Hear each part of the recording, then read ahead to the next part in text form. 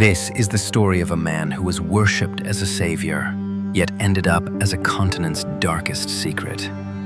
In this silent courtroom, the world watches a hero who transformed into history's horrific nightmare. Power did not change him. It merely revealed who he truly was. Power does not corrupt men. It merely strips away the mask that hides their true face. Before judgment was passed, a nation had to pay a devastating price in blood and tears. Over 200,000 lives were lost, crushed by the ego of a single man who once swore to protect them. If the hero you trusted turned into your greatest threat, would you remain loyal or rise against him? This story begins far from Africa, in the cold streets of Boston. Charles Taylor was not born a killer. He was an intelligent, charismatic student, filled with dreams of changing the fate of his homeland, which was oppressed by a military dictator. Upon returning to Liberia, he was given a high position in the government. However, greed began to whisper. Accused of embezzling millions of dollars, Taylor was forced to flee back to America, where he was arrested and imprisoned. Yet, the prison walls could not hold him.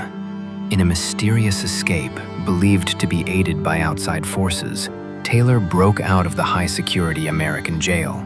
He vanished into the darkness of the night, heading to Libya to plot something that would shake the world. Under the patronage of Muammar Gaddafi, Taylor gathered a group of men disillusioned by the system. Here, amidst the scorching desert sands, the National Patriotic Front of Liberia, or NPFL, was born, with one single goal: to overthrow a tyrannical government. Christmas Eve, 1989. The rebellion began.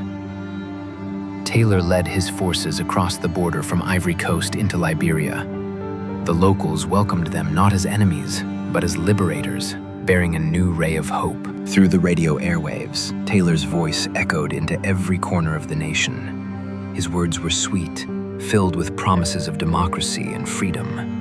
People starved for peace saw him as the long-awaited hero. His rise was unstoppable. With the support of the common people, the NPFL swiftly captured town after town. The central government began to crumble, and Taylor's dream of occupying the highest seat was closer to reality. However, as the scent of power drew near, pure intentions transformed into a bloody struggle. Rebel factions splintered, and Liberia plunged into one of the most brutal civil wars in modern history. When dictator Samuel Doe was captured and brutally executed by a splinter faction, a massive power vacuum emerged. No obstacles remained for Taylor. The presidential chair now awaited its more cunning new owner. Taylor shifted his tactics from a war general to a smooth-talking politician. He agreed to hold elections, proving to the world that he was ready to lead through democratic means. His campaign was driven by a terrifying slogan: "He killed my ma, he killed my pa, but I will vote for him." The people voted for him not out of pure love, but because they knew if he lost, the war would resume. When a nation is forced to choose between fear and freedom, fear often wins the ballot. In July 1997, Charles Taylor officially took the oath of office as president of Liberia. This was the peak of his power. The rebel hero now possessed an entire nation, holding absolute power that would soon consume his soul. From his presidential palace, Taylor looked down upon his people. Wealth, women, and boundless power were within his grasp. He felt like an untouchable god, immune to anyone, even international law. However, Taylor's greed was insatiable. He turned his gaze toward neighboring Sierra Leone. Behind the scenes, Taylor funded the brutal RUF rebel group to gain control over their diamond mines. This was the birth of the dark secret known as blood diamonds. When wealth is extracted from the blood of the innocent, does the empire built upon it deserve to stand? To satisfy Taylor's voracious greed, thousands of children were forced to labor at gunpoint. Every diamond worn by the world's elite was born from the suffering of these innocent, small souls. The group sponsored by Taylor committed unspeakable atrocities. They amputated the limbs of innocent civilians to spread pure terror. Taylor did not care. To him, the promise of diamond wealth was far more precious than human life. In his own homeland, Taylor began recruiting child soldiers. These young souls were drugged and brainwashed to become merciless killing machines. The hero who once promised a future was now actively destroying the future of his own children. The world could no longer look away. The UN stepped in, exposing Taylor's blood diamond scheme to the public. Harsh economic sanctions were imposed, cutting off the financial lifeline that sustained his brutal regime. Taylor's mistakes brought severe consequences. The people's misery triggered a new wave of resistance. A new rebel group, Lured, rose from the north, swearing to overthrow the dictator who had betrayed their hope. The Second Civil War erupted. This time, the gates of Taylor's own palace were threatened. Monrovia was besieged, and the dictator who once felt invincible began to taste the terror he had inflicted on others. In the midst of this bloodshed, an extraordinary awakening occurred. The women of Liberia rose without weapons. Led by Lema Bowie, they staged a massive peaceful protest, demanding Taylor and the rebels end this madness. June 2003. While Taylor was attending peace talks in Ghana, a devastating blow struck him.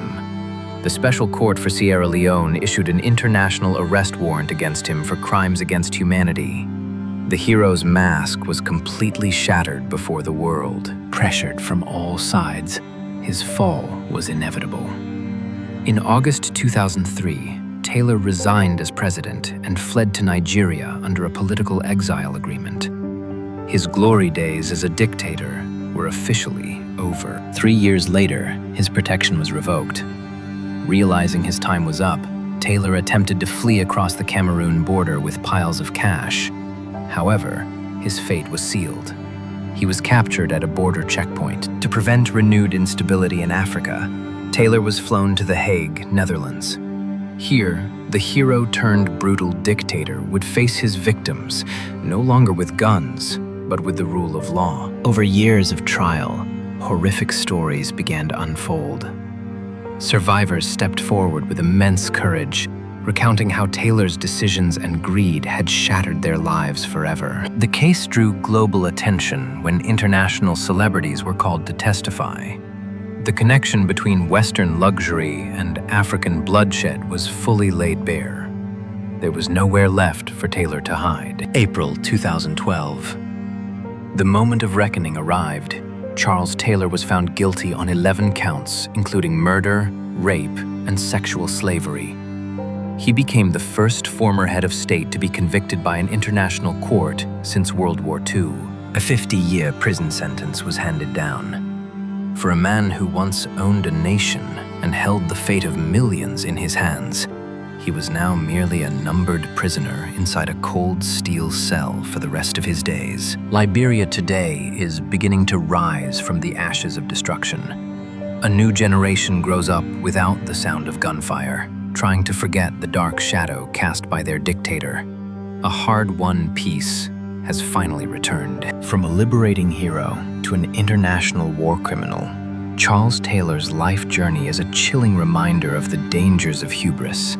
He wanted his name etched in history as a legend, but ended up as a symbol of tyranny. History is written by our actions, but judged by the scars we leave upon the world. The greatest lesson from this story is that true power is not about the ability to control and terrify others, but the ability to build and protect. When we use tyranny to achieve our goals, we are merely digging our own grave. In the end, Charles Taylor chose the path of greed that destroyed his own country. Remember, every leader begins with sweet promises, but the future of a nation depends on the courage of its people to discern the truth. In your opinion, could the fall of Charles Taylor have been avoided if the people acted sooner? Or was he destined to become a dictator? Share your thoughts in the comments below.